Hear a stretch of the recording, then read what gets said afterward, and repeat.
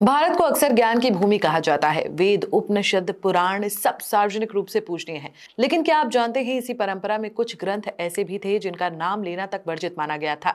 इसलिए नहीं कि वो अधार्मिक थे, बल्कि इसलिए कि उनका ज्ञान हर किसी के लिए नहीं था। आज हम बात करेंगे उन निषिद्ध ग्रंथों की जिन्हें छुपाया गया संरक्षण के लिए। सबसे पहले एक जरूरी स्पष्टता, भारतीय परंपरा में निषिद्ध का अर्थ कभी भी अशुद्ध नहीं रहा। निषिद्ध का अर्थ था सीमित और नियंत्रित। शास्त्रों में ज्ञान को 3 स्तरों में रखा गया है: सामान्य जन के लिए, दीक्षित साधकों के लिए और केवल गुरु की अनुमति से तीसरे स्तर के ग्रंथ ही कहलाए निषिद्ध ग्रंथ। इतिहास में कुछ श्रेणियां स्पष्ट रूप से मिलती हैं। अर्थत्व वेद के गूढ़ भाग। अर्थत्व वेद में मानसिक स्थिति, रोग, मृत्यु और भय से जुड़े मंत्र हैं। इनका अध्ययन बिना मानसिक संतुलन के हानिकारक माना गया है।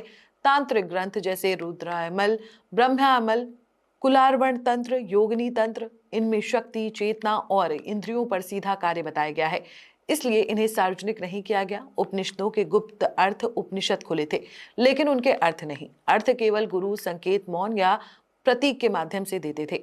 3 मुख्य कारण हैं। पहला, दुरुपयोग का भय।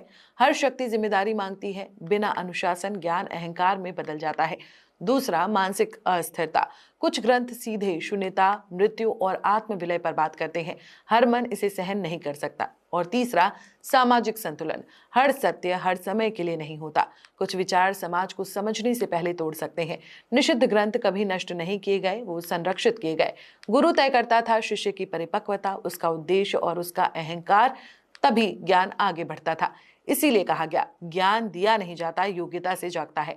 आज ग्रंथ मिल जाते हैं, पीडीएफ, अनुवाद, वीडियो, सब कुछ में, लेकिन जो नहीं मिलता वो है दृष्टि। और बिना दृष्टि ज्ञान केवल सूचना है, अनुभव नहीं।